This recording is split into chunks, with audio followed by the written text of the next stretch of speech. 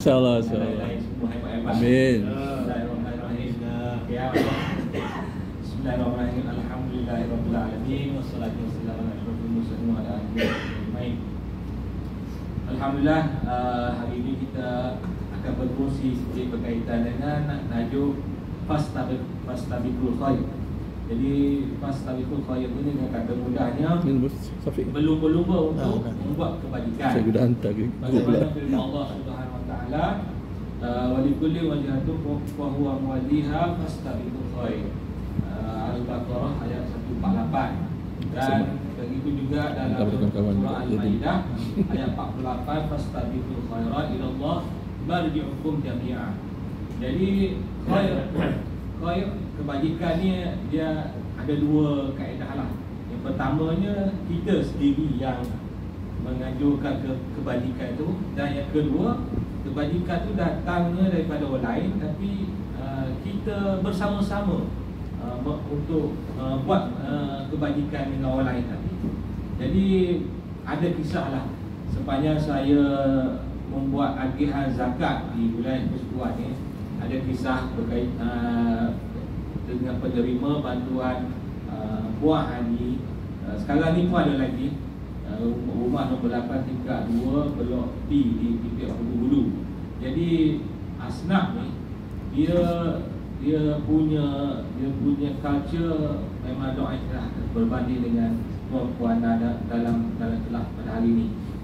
Dan kita tak salahkan diri dia, kerana kita maklum sebelum adanya PPR di wilayah Persekutuan Kuala Lumpur ni, sebenarnya sebelum tu lagi depo ni duduk di kawasan setinggan. Jadi mungkin masa tu pemerintahan Najib tu dia ada satu ajakan paradigma nak hapuskan setinggan ni, dan kita buat satu PPR supaya dia ni dapat menikmati hidup yang lebih selesa, lebih teratur dan terurus.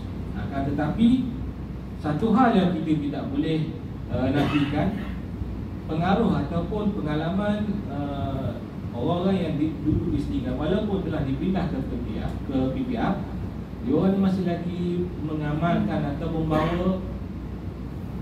membawa norma-norma kehidupan PPR. That's why lah bila masuk ke PPR, kita sendiri kita tengok dekat lift bawah hancing dengan sampah dan sebagainya. Jadi Puan Hani ni kalau masuk rumah dia, dinding dia cat warna hitam. Jadi jaranglah kita tengok tuan rumah cat rumah dia dinding warna hitam. Memang jarang, kecuali kalau pusat perniagaan ataupun kedai-kedai ataupun bengkel, tu kita biasa dapat. Tapi tu rumah adalah jarang kita tengok. Jadi di situ saya mengambil inisiatif nak buat projek fastabiqul khairat. Jadi saya nak buat seorang-seorang tak mampu, jadi perlu melibatkan rakan-rakan sekerja lah. Jadi untuk membuat projek tadi tu, perkara pertama sekali adalah saya create proposal. Jadi dalam nak create proposal, saya latih orang-orang penting dalam AJK itu. Yang pertama sekali juru audit dalam. Tujuan untuk jaga duit. Yang kedua, pegawai pembangunan ataupun engineer lah. Engineer ni untuk tengok hal ehwal peralatan, latihkan kontraktor, dan juga time frame lah, time frame projek tu. Jadi kebetulan pada tu bulan nak Ramadan. Jadi saya punya time frame ni minggu pertama cari dana, minggu kedua laksanakan tugas, dan minggu ketiga tu kita submit, kita serah tugas kepada kita serah rumah tu kepada Puan Hani tadi. Jadi alhamdulillah,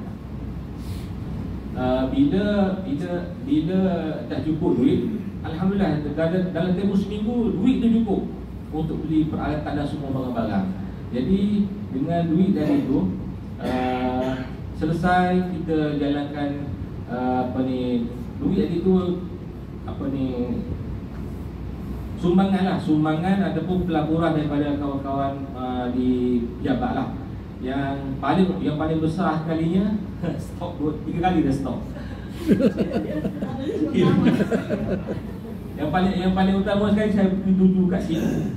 Alhamdulillah CEO bagi 2,000 tau. First time saya buat program ni, CEO bagi 2,000. Bila CEO bagi 2,000, saya pergi timbalan, pergi jumpa dengan timbalan CEO. Saya cakap takkanlah CEO 2,000 timbalan bagi 50. Alhamdulillah dapatlah 1,000 lebih. Pengurus pun sama juga, beratus-ratus dapat. Alhamdulillah seminggu tu dapat 6,000. Dan jadi sebelum raya, minggu ketiga tu saya sempat surah, tak ada lebihan tu saya bagi lagi duit cash kepada puan ini. Kerana minggu keempat tu kita semua kita fikir balik kampung kan, semua nak balik raya kat rumah. Jadi dekat sini pengajarannya saya boleh kongsikan dalam nak buat fastabiqul khairat. Kita kena bersedialah dalam ada kita sendiri ataupun datang daripada orang lain. Dan benda tu kalau melibatkan duit, kena amanah. Amanah dengan pemberian kepada kawan-kawan.